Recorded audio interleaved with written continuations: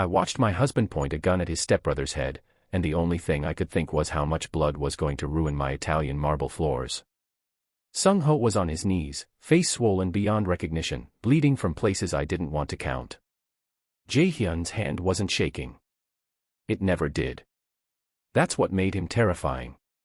My heels clicked against the floor as I walked into our penthouse, and both men turned to look at me. "If you pull that trigger," I said, keeping my voice level, "you'll lose everything you've built with me." Jae-hyun's eyes were black pools of rage. "Tell me the truth, Kira. Did you sleep with him?"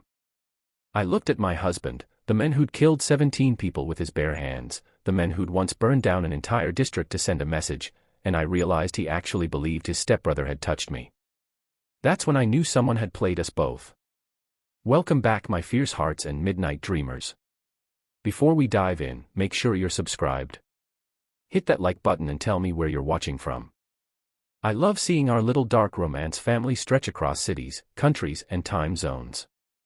Every click, every comment, every bit of love you leave here helps us keep unraveling these dangerous love stories and high-stakes betrayals together. Southwest, find your quiet place, dim the lights and get ready as we take you back to where it all began. 3 months before that gun ended up pointed at Sung-ho's skull, Kira Anderson-min had been sitting in the executive boardroom of Taejin Group headquarters, closing a deal that would add another $2 billion to her empire's valuation. She'd been 12 when her mother married a Korean businessman and dragged her from Atlanta to Seoul.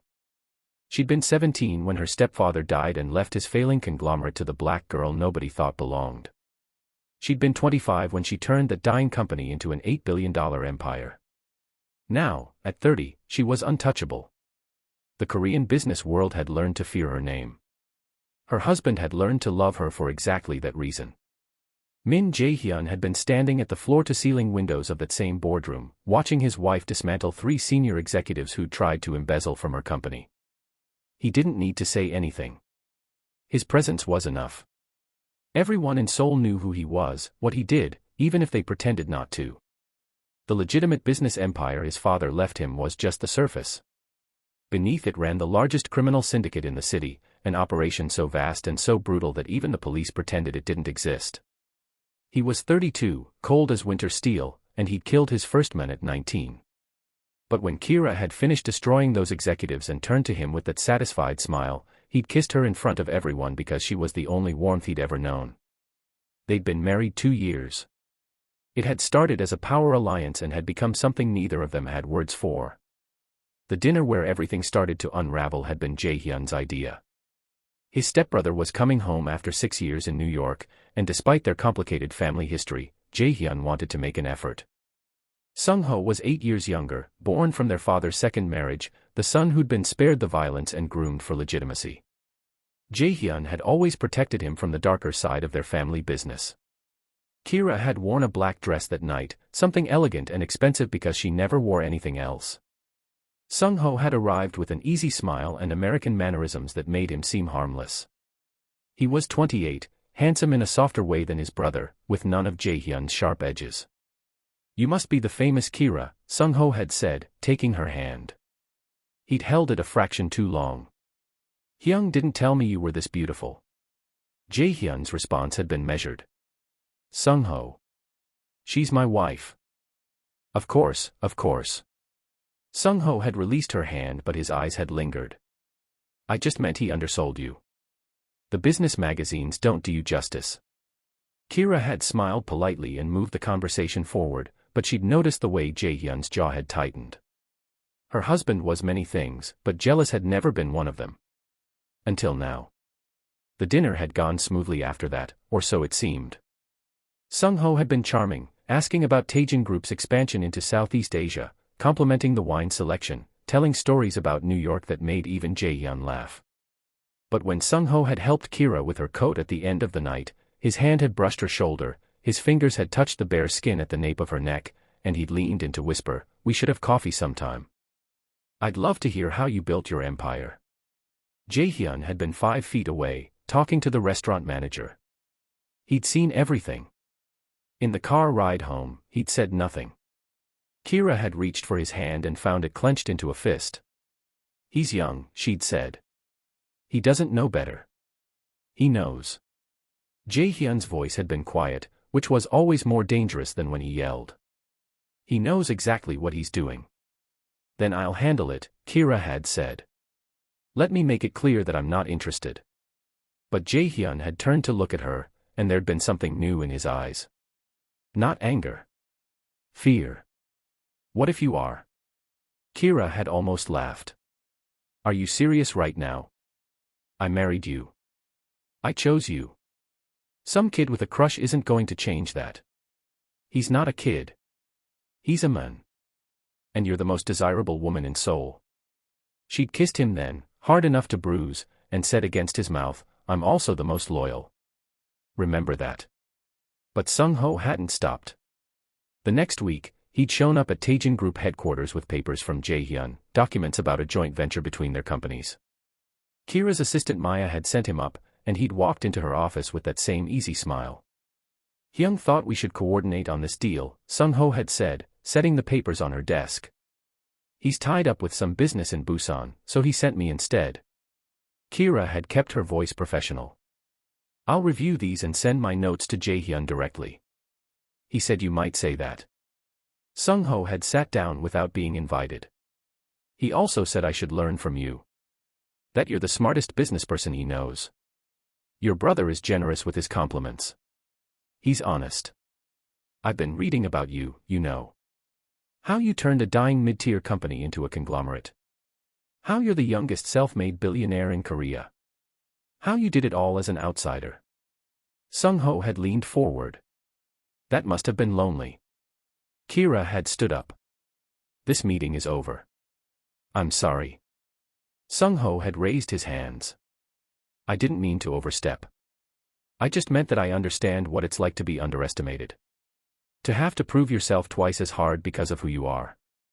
You're a min. You've never been underestimated a day in your life. I'm the second son. The one from the second marriage. The one who wasn't good enough for the real family business. His smile had faded. We're more alike than you think.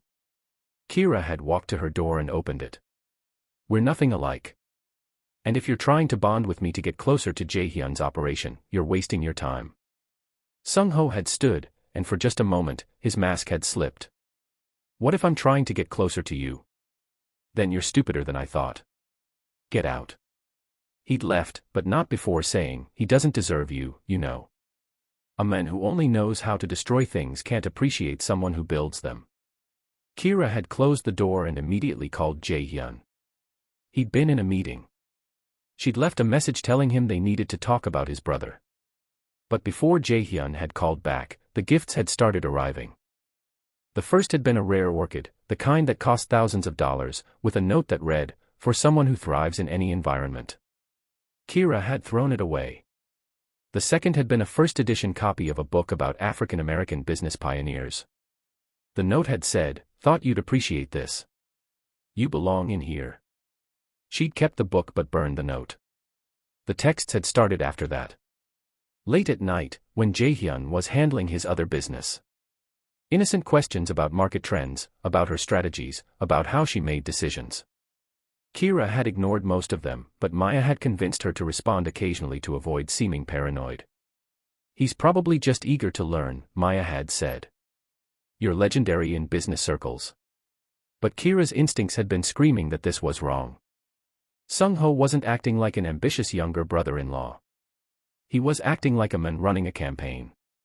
The corporate gala had been the turning point. Jae-hyun had been pulled away by one of his lieutenants, something urgent that couldn't wait. He'd kissed Kira's cheek and promised to be back in 20 minutes. Sung-ho had appeared within 5. Abandoned by your husband at your own company's event, he'd said, offering her a glass of champagne. That's disrespectful. He's handling business. I understand what that means. Do you? Because from where I'm standing, it looks like he takes you for granted. Kira had set down the champagne without drinking it. You need to stop this. Stop what? Whatever game you're playing. I'm not interested. I never will be. Sung-ho had stepped closer, and the ballroom had been too crowded for her to step back without making a scene. You're wasted on him, Kira. You build empires. He burns them down. You deserve someone who understands your vision, who can match your ambition without dragging you into blood and violence. That blood and violence is what protects everything I've built. Your brother isn't my weakness. He's my strength. Then why does he look at me like he's afraid I'll take you from him? Because you won't stop crossing lines. Sung-ho had smiled then, and it had been nothing like his earlier charm. Dance with me. Just once. Let's give him something real to worry about. Kira had been about to refuse when she'd seen Jae-hyun returning across the ballroom. His eyes had locked onto Sung-ho standing too close to her, and his hand had moved to his waist where she knew he kept a knife. She'd made a split-second decision. Fine. One dance. She'd led Sung-ho to the dance floor, and he'd pulled her closer than appropriate. I knew you'd say yes, he'd whispered. I said yes because if I didn't, my husband was going to kill you in front of 300 witnesses. You're welcome. He won't kill me. I'm family. You don't know him like I do. They'd swayed to the music, and Sung-ho had continued talking, his voice low enough that only she could hear. What if I told you that your husband isn't the man you think he is? That there are things he's keeping from you? I know exactly who he is. That's why I married him. You know the legend. The Mafia boss who controls Seoul. But do you know about the deals he's making behind your back? The alliances that could bring down everything you've built? Kira had stopped dancing. What are you talking about? Ask him about Park Il-sung. Ask him why they've been meeting secretly for the past 2 months. Before Kira could respond, Jae-hyun had appeared. He'd taken her arm, not roughly but firmly, and said to Sung-ho, the dance is over. Sung-ho had stepped back with his hands raised. Of course, Hyung. I was just keeping her company. Jae-hyun had led Kira away, and she'd waited until they were in a private corridor before pulling her arm free. Is it true? Have you been meeting with Park Il-sung? Who told you that? Answer the question. Jae-hyun's face had gone carefully blank, which was always his tell. Park approached me with a business opportunity. I've been exploring it. Park Il-sung runs Daehin Industries. They're our biggest competitor. And he's also one of the most violent criminals in Seoul. Why would you work with him? Because he controls territory I need. Because an alliance with him would expand our reach. Our reach. Or your criminal empire. Both are connected, Kira. You know that. She'd stared at her husband, the man she trusted more than anyone, and realized Sung-ho had planted a seed of doubt. Why didn't you tell me? Because I knew you'd react like this. Like what? Like a partner who deserves to know when you're making deals that could affect everything we've built together. Jae-hyun had run a hand through his hair, frustrated. It's complicated. Then uncomplicate it. But he hadn't. He'd kissed her forehead and said they'd talk about it later, and Kira had gone home that night wondering if her husband was keeping secrets or if Sung-ho was lying to drive them apart. She'd started investigating the next morning. Her corporate intelligence network was one of the best in Asia, and within 48 hours, she'd had confirmation that Jae-hyun and Park Il-sung had indeed been meeting. But she'd also found something else. Financial records showing that Sung-ho had received a wire transfer of $500,000 from a shell company connected to Park Il-sung 3 weeks ago. That's when Kira had realized this wasn't about attraction. Sung-ho wasn't trying to seduce her. He was trying to destroy her marriage. She'd called Maya into her office and laid out everything. He's working with Park. They're trying to split me and Jae-hyun apart. But why?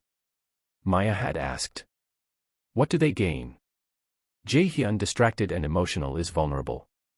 His organization weakens. Park moves in to take over his territory.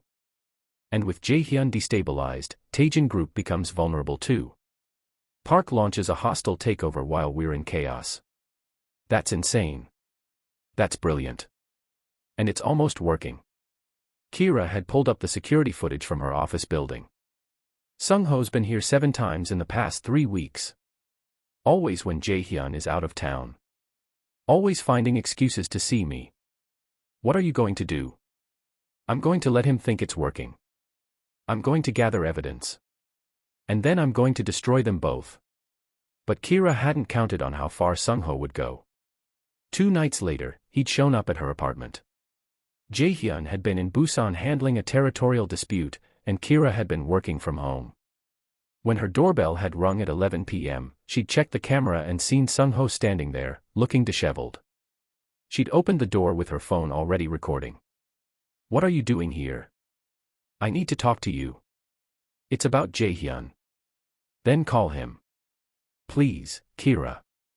5 minutes. It's important." Against her better judgment, she'd let him in. Sung-ho had paced her living room, and she'd noticed he'd unbuttoned his shirt, mussed his hair, made himself look like he'd been in a struggle or something more intimate. "What's this about?" she'd demanded. "I can't keep lying to you. Jae-hyun sent me to seduce you." Kira had laughed. "Try again. I'm serious. He wanted to test your loyalty. He's been paranoid ever since you started making more money than him, having more power. He wanted to see if you'd cheat. That's the stupidest thing I've ever heard. Get out. I have proof." Sung-ho had pulled out his phone. Text messages. Voice recordings. "He told me to pursue you, to see how far you'd go." Kira had looked at the phone. The messages were there, but they were too perfect, too convenient. "These are fake." "They're not. I'm telling you this because I care about you. Because you deserve better than a man who would use his own brother to spy on his wife." "You're right. I do deserve better. Better than a liar who thinks I'm stupid enough to fall for this." Kira had walked to her door and opened it. "You have 10 seconds to leave before I call security." Sung-ho's expression had changed then, the charm evaporating. "You're making a mistake. I'm offering you a way out." "A way out of what?" "A marriage to a monster. A life built on blood money.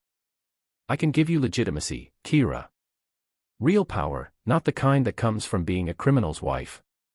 I built my power myself. I don't need you or anyone else to give me anything. Park Il-sung is offering you a partnership.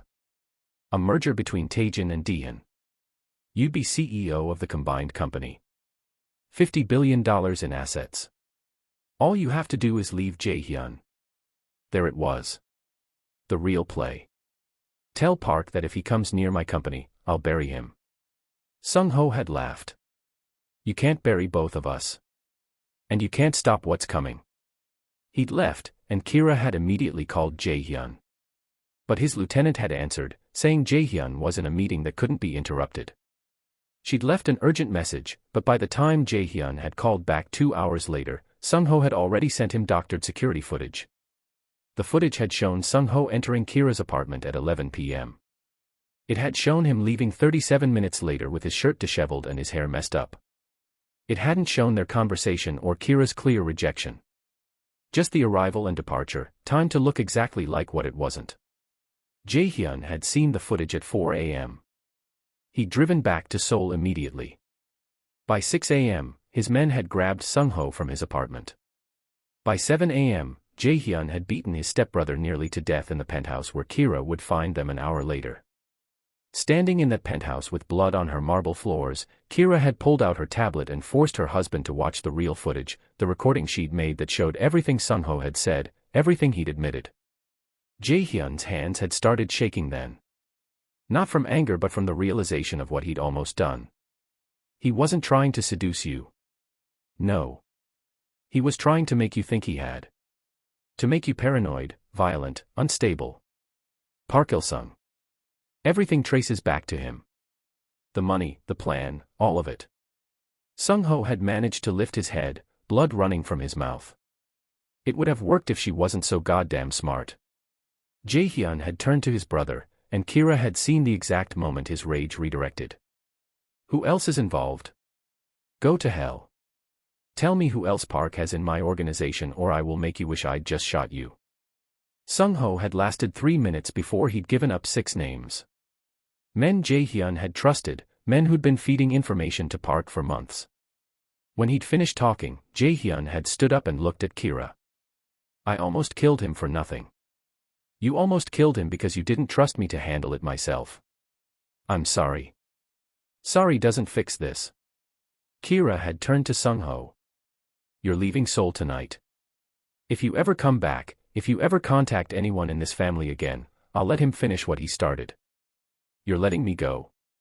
I'm letting you live. Don't make me regret it. Jae-hyun had called his men to take Sung-ho to the airport. When they were alone, Kira had walked to the window and looked out at the Seoul skyline. You chose violence over communication. You decided I'd betrayed you without even asking me first. I saw the footage. I saw him leaving your apartment. And you assumed the worst. That's what hurts, Jae-hyun. Not that you were angry. That you didn't believe in me. He'd come to stand beside her, and for the first time in their marriage, he'd looked uncertain. I was terrified. You're the only thing in this world that matters to me. The thought of losing you made me insane. You almost lost me by not trusting me. I know. And I'm asking you to forgive me. Kira had turned to face him, and she'd seen the men behind the monster. I need you to understand something. I'm not just your wife. I'm your partner. You're equal. The moment you forget that, the moment you decide to handle things without me, we're done. I understand. Do you? Because this isn't the first time you've kept secrets from me. The meetings with Park, the territorial disputes, all of it. You compartmentalize me. You try to protect me by keeping me separate from your criminal world, but it doesn't work that way. Our lives are intertwined. Your enemies are my enemies. You're right. Then prove it. Let me help you destroy Park Il-sung. Jae-hyun had smiled then, and it was the same smile that had made her fall in love with him. Together. Always. They'd spent the next 72 hours planning their counterattack. Jae-hyun had mobilized his entire organization, and Kira had unleashed her corporate intelligence network. They'd worked in parallel, two different kinds of warfare aimed at the same target. Jae-hyun had struck first. Park Il-sung's operations across Seoul had been hit simultaneously at 3 a.m. on a Tuesday. Warehouses had burned, shipments had been intercepted, key lieutenants had disappeared into the night. It had been brutal and efficient, the kind of violence that sent a message to every other criminal in the city. Kira had struck at 9 a.m. when the stock market opened. Using information from the 6 traders Sung-ho had named, she triggered an insider trading investigation that had frozen Daehan Industries' assets within hours. Then she'd launched a hostile takeover using a network of shell companies she'd been building for years. By noon, she'd owned 30% of Park's company. By close of business, she'd had 45% and a seat on the board. Park Il-sung had realized what was happening too late. By the time he'd tried to mount a defense, his criminal empire was in ruins and his legitimate business was being absorbed by Taejin Group. Jae-hyun's men had found him in his office at midnight, and they'd brought him to the same penthouse where everything had started. Park had been defiant at first. You think you've won? I have contingencies. People in your organization you haven't found yet.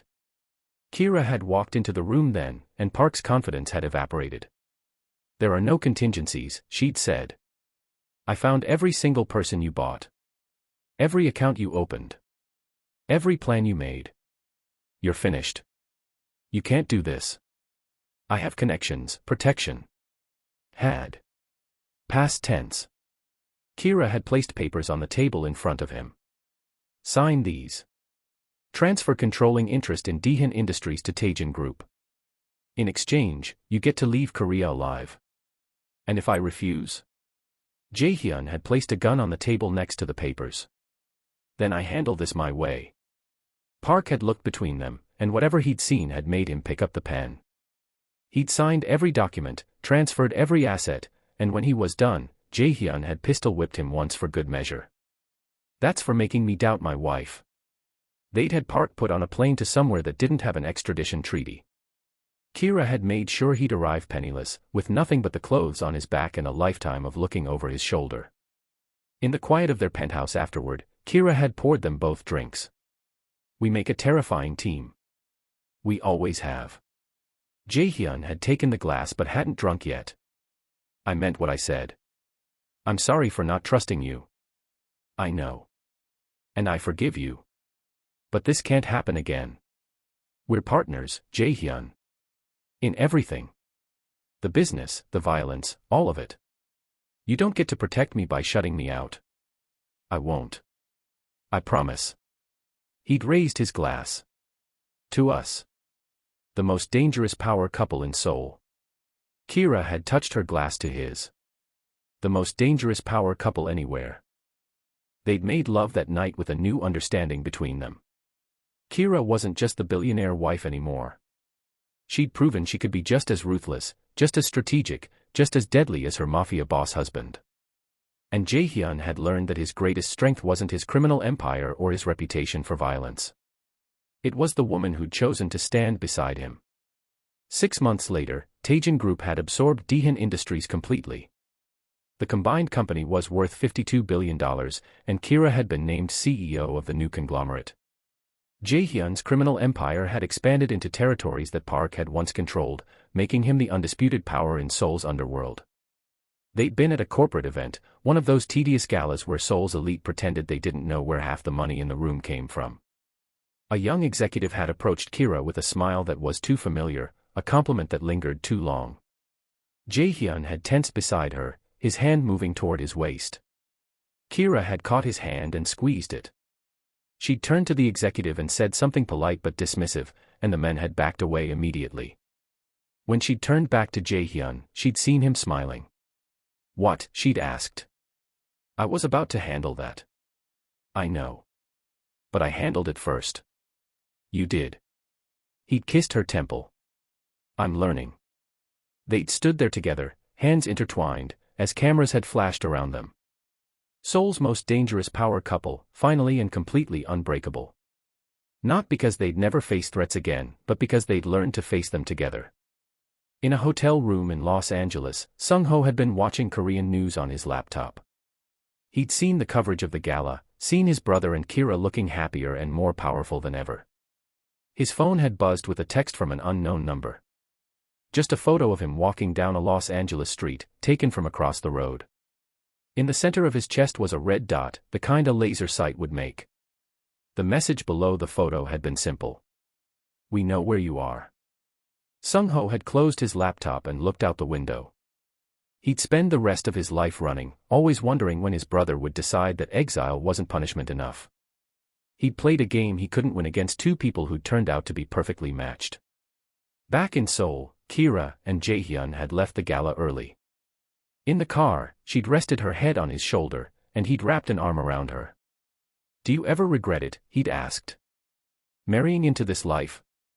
"Every day," she'd said, and when he'd stiffened, she'd smiled. "I regret that I didn't meet you sooner. That we wasted time dancing around what we both knew we wanted. But marrying you? Never. Not for a second. Even after everything with Sung-ho. After almost losing each other. Especially after that. We survived the worst thing someone could do to us. We came out stronger. That's not something to regret. That's something to celebrate." Jae-hyun had kissed her then, soft and deep, and when they'd pulled apart he'd said, "I love you. I don't say it enough, but I do. More than anything in this world. I know. And I love you. The violence, the danger, all of it. I chose this. I chose you. And I'd choose you again every single time." They'd gone home to their penthouse, the one with the marble floors that Kira had finally gotten properly cleaned. They'd made love and talked about expanding into new markets, about the territories Jae-hyun wanted to secure, about the empire they were building together. Two different kinds of power, perfectly balanced, completely united. Outside their window, Seoul had glittered like a jewel, unaware that it was ruled by a woman who'd built an empire from nothing and a man who'd inherited one built on blood. Together, they were unstoppable. And anyone who'd tried to come between them had learned that lesson the hard way. If you made it this far, thank you for riding this storm with me. Drop a comment and let me know what you thought. Would you forgive someone who almost destroyed everything over jealousy? Could you be as ruthless as Kira when someone threatens what you've built? And don't forget to subscribe because we're just getting started with these dangerous love stories. Hit that like button, share this with someone who loves dark romance, and I'll see you in the next one where the stakes are even higher and the heart's even more damaged. Until then, my fierce hearts and midnight dreamers, remember that the most dangerous love stories are the ones worth fighting for.